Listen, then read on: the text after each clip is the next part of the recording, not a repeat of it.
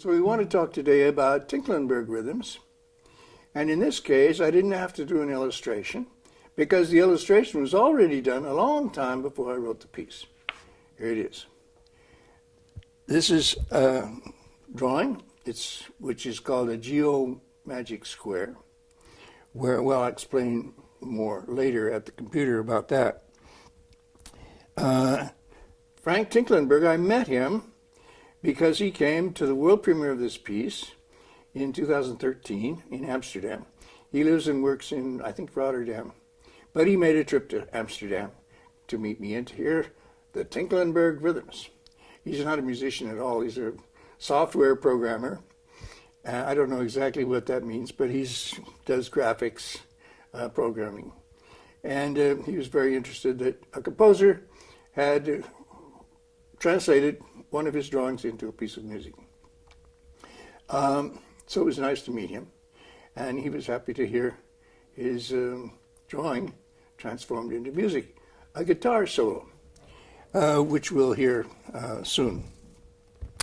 I need to explain, though, about what is a geomagic square, and I need to go to the computer to do that. So the idea of geomagic squares is really an idea of Gilles, who started a website about geomagic squares, which we note in the address in the notes, about 10 years ago. The principle is that you can make magic squares not just by adding numbers to have the same sums in each column and each line and each diagonal, but you can do it by adding forms that tile a space. One of the simple example that he gives is this one, where you have a 3x3 square with 9 different forms. And you can combine these 3 forms in the first column to tile a rectangle like this, or in the inverse it's like this. And these 3 forms, you can see they go together like this or like this. And these 3 forms, same thing. And then horizontally, they tile also in a very different way. You get this and this for the first line, this and this for the second line, this and this for the third line. And then on the diagonal, you have just all the same corner. It's the same color. You get the form on this side or this side. And the other diagonal gives you this combination or this combination. So here's another example of a geomagic square. In this case, the basic forms have 2 colors, and they're rectangles. Curiously, if we take the 3 brown forms in the first column, they tile into a square like this. And the 3 yellow forms tile into another square like this. Amazing, huh? You thought that magic squares were easy, but these are a little special. Here, and the same thing happens with the second column. You get the brown tiling and the yellow tiling, and the third column, same thing. And that happens also with the horizontal lines and with the diagonal. You can get this brown square like this, or yellow square like this, yellow square like this, brown square like this. But geomagic squares started many years ago. And by the time we get to the Tinkelenberg rhythms, this is solution 55 on the geomagic squares website. So there's been a lot of history going on. A lot of programmers, mathematicians, geometricians have been playing with this.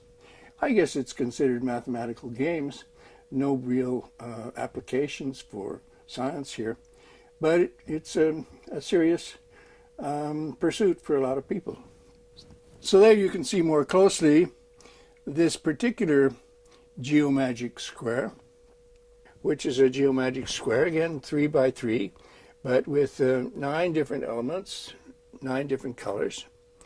And the first column adds up to what you see below, the green, the red, and the blue.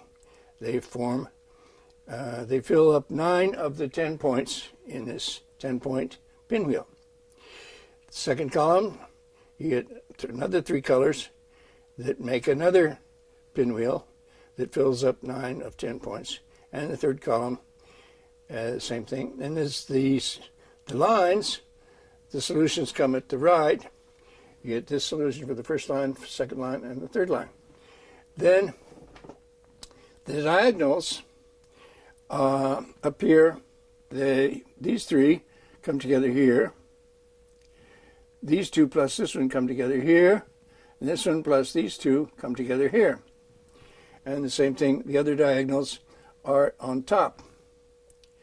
Now what's amazing about this, and Lee Sallows mentions that this was a real advance, Tinkelenberg managed also to do 16 additional tilings by taking the 4 in this corner and taking 3 of them in 4 different ways, and that makes 4 additional tilings. These 4, taken 3 at a time, make 4 additional tilings. These 4, taken 3 at a time, make these additional tilings. And these 4, taken 3 at a time, make these additional tilings. You see there's no black here, no purple. You may think that this is cheating since he's only filling up 9 of the 10 points. But actually, even that is very difficult, and there's not very many solutions. Actually, this is very convenient for music, and this is one of the reasons that I wanted to set this as opposed to trying to put other kind of geometric forms together. First of all, because the sequence is very clear. They're one after the other. And also because of this blank square, it's the blank point of the arrow, it's clear where the end of the phrase is. So you make a nice phrase of 9 notes, pause, 9 notes, pause. And so it's more musical. So I think we're ready for the music. This is a guitar piece played by a Chilean guitarist whose work I like very much. His name is Christian Alvear. And he sent me a very nice recording, which we're going to listen to. First of all, the piece just introduces 9 rhythms. That's the green one up at the top. Now going down the column, we have here the red and the blue. Now the second column.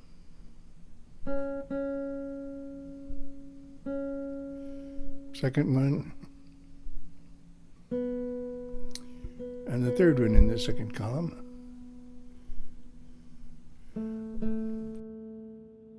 Now the last 3 notes, the lowest notes. And the black.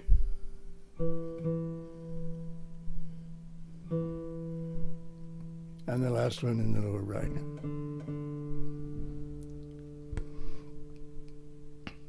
Now we're going to put these together. First of all, we hear the first line.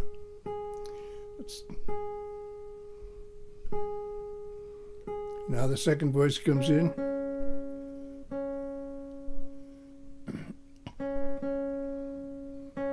And the third voice.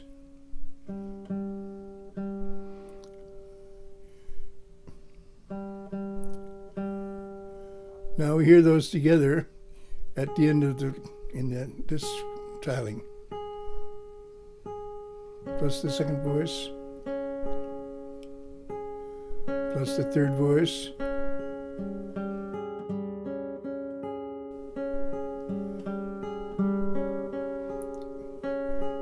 First voice moves out. Second voice stops. Third voice ends by itself. Then the second line, starting with the red. And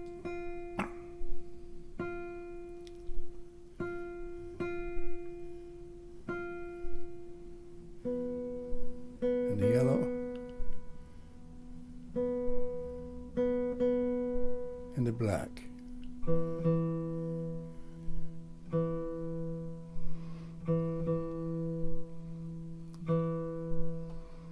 Now we'll put them together as shown at the right.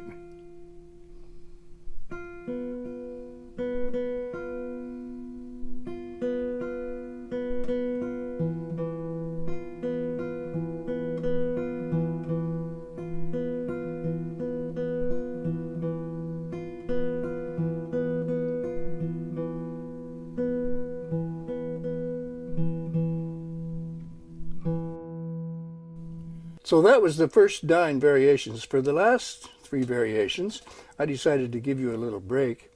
That's a lot of concentration. Also, I decided to change guitarist because there's also another very good recording that I have access to by Antonio Peña, a Spanish guitarist.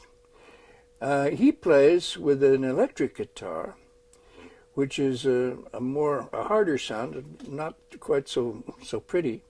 But I think sometimes that you hear the rhythms more clearly with the electric guitar than with the acoustic. So I want to play these last 3 variations by the interpretation of Antonio Peña.